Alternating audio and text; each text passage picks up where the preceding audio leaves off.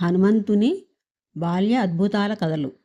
హనుమంతుని తల్లిదండ్రులు వానరరాజు కేసరి మరియు అంజన. అంజన ఒక అప్సరస, కానీ ఆమె కోతి రూపం ధరించాలని శాపం ఉంది. చివరికి ఒక వానర తెగ అధిపతిని వివాహం చేసుకుంది. హనుమంతుడు వాయువు కుమారుడని చెప్తారు.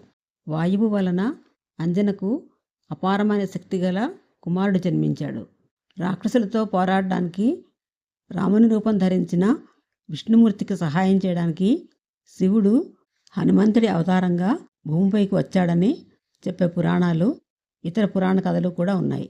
అందువల్ల హనుమంతుడు ఒక సాధారణ కోతి కాదు, రాక్షసులతో పోరాడడానికి భూమి మీదకి వచ్చిన దైవస్వరూపం. హనుమాన్ అనే పదం హను మరియు మన్ అని 2 సంస్కృత పదాల నుండి వచ్చింది. హను అంటే దవడ, మన్ అంటే వికృతం. ఈ పురాణ కథ ప్రకారం హనుమంతుడు చిన్నతనంలోనే సూర్యుడి ఒక పెద్ద పండు అనుకొని మింగేశాడు. అప్పుడు ఇంద్రుడు జోక్యం చేసుకుని హనుమంతునిపై తన వజ్రాయుధాన్ని ప్రయోగించాడు. దాని ఫలితంగా అతని దవడలు జీవితాంతం వికృతంగా మారిపోయాయి. హనుమంతుడిని అందరూ కూడా చిన్నతనంలో ఆంజనేయుడిగా పిలిచేవారు. అంటే అంజన కుమారుడు అని అర్థం. తన బాల్యంలో అతను చాలా అల్లరివాడు మరియు తన తల్లికి కూర్చుని విశ్రాంతి తీసుకునే అవకాశం ఎప్పుడు ఇచ్చేవాడు కాదు. అతను తన అల్లరి చేష్టలతో ఇంట్లో అందరినీ ఎప్పుడూ పరుగులు పెట్టించేవాడు. ఒకరోజు హనుమంతుడు పొలంలో తిరుగుతూ ఉండగా అతనికి మామిడి చెట్టులోంచి సూర్యుడు కనిపించాడు. అతను ఆ సూర్యుడిని ఒక మామిడి పండు అనుకున్నాడు. అటువంటి దివ్యమైన దృశ్యాన్ని చూసి అతను చాలా సంతోషించి ఆనందంతో అతను గాలిలోకి ఎగిరాడు. హనుమంతుడు పెద్దవాడయ్యే కొద్దీ మరింత అల్లరివాడయ్యాడు.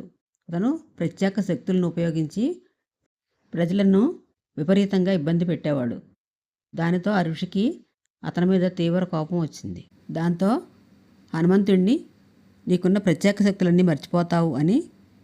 అయితే హనుమంతుడు కొన్ని ప్రత్యేక విధులను నిర్వర్తించడానికే పుట్టాడనే విషయం ఆ ఋషికి కూడా తెలుసు. కాబట్టి సరి అయిన సమయం వచ్చినప్పుడు హనుమంతుడు తాను కోల్పోయిన శక్తులన్నింటినీ తిరిగి పొందుతాడని ఆయన చెప్పారు.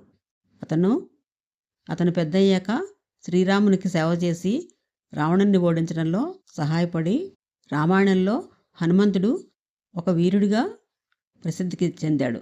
సీతను బందీత్వం నుండి విడిపించాడు. మీ అభిప్రాయాలను కామెంట్ల రూపంలో తెలియజేయండి. ఇలాంటి మరిన్ని పురాణ కథల కోసం నా ఛానల్ను సబ్స్క్రైబ్ చేసుకోండి. ఈ వీడియో నచ్చితే లైక్ చేయండి, సబ్స్క్రైబ్ చేయండి, షేర్ చేయండి, కామెంట్ చేయండి.